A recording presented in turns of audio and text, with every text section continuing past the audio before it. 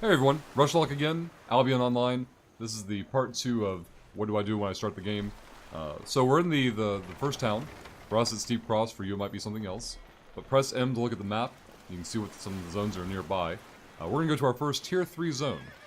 Zones are split up typically into Tier 1 through 7 or 8. I can't remember which, but you can zoom out on the map and look around.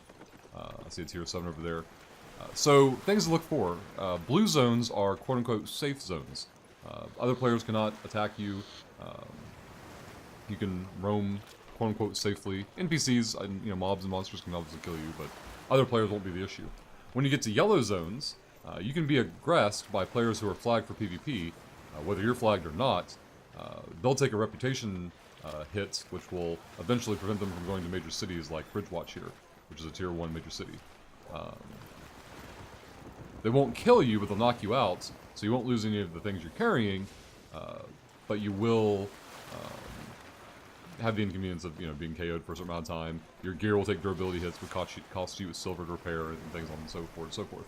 But early on, that's for much later, early on we're going to focus on going to nearby Tier 3 zones. We're going to look at these first two here because they have a great example of differences in zones. When I click Coffers or Joffers or whatever is null here, when we look at this map, if you press N, you get a detail of the map that you have here. You can see the area that we're in right now has up to Tier 2 materials, but because there's so many people here, it's not it's wise to try to gather here. If we go over here, we see that they specialize in lumber, quarrying for stone, and mining for ore. All these little symbols here will denote NPC camps for combat. So if you want to level up your gathering, you can go out here and get your lumberjacking going, your quarrying, or your mining going, or you can fight the NPCs for your combat skills. And then also on the map, you can look at the zone over here. Oops, sorry. This one specializes in skins, fibers, and also mining. So typically maps have like an orientation of what type of materials are there, what kind of resources are there. Now we're starting, completely empty-handed, butt naked. So we're going to go over to the first zone here and grab some T1 materials. Being on foot, you're always a lot slower. You'll see a lot of people on mounts. In this town, there are NPCs that will give you a quest, that will give you your first donkey. I think we actually passed our first one over here. We'll go back and double check. Yep, there we go. So we're going to talk to this NPC and just kind of follow the quest chain. Speak with the Royal Crafter, Wilhelm, to accept that mission. You can see on the mini-map here there's scrolls that are color-coded, so you just go to the red scroll, and that's the next NPC you want to talk to.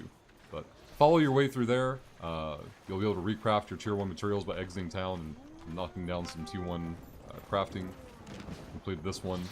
Choose a weapon to craft. See, he doesn't want you even leaving town before you've done the basics. We'll pick a sword just because we can. You must acquire one beginner's pickaxe. You must acquire one beginner's skinning knife and return to him when able. So it's a scripted system for trying to get you on the right track for your beginner tools and whatnot. But we would just exit town. You can see there's some trees here, some stone. We can go outside town and get these. These just happen to be here. Gather up some of these materials here real quick. Like so. We're going to make a pickaxe and a skinning knife. I want to grab some of the stone over here as well. Now, if these weren't here, we would just exit town and find something just outside town. This is just convenient, and typically the cities are so heavily populated that you're not going to be able to gather much here. So we want to see if we can make the goods that the NPC wants us to craft. If you're ever curious, like, where do I go to craft things? So he wants us to make us a pickaxe and a skinning knife. Well, that's going to be the tools over here. So we're going to go to the tool maker. Use your map to make sure you're going the right direction. Tool maker's going to be over this way. Now this city we can make up to Tier 2, I believe, tools. Maybe Tier 3. Let's take a look. Yeah, we can make up to Tier 3 later.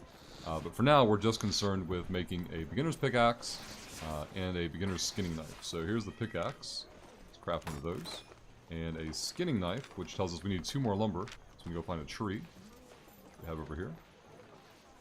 Obviously, to get the higher level trees, you're going to need Tier 2 tools. Or, I'm sorry, Tier 1 tools to harvest the Tier 2 materials. Go over this way real quick.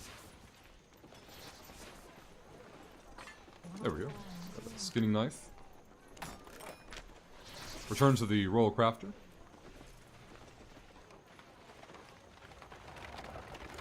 Back to this side of town.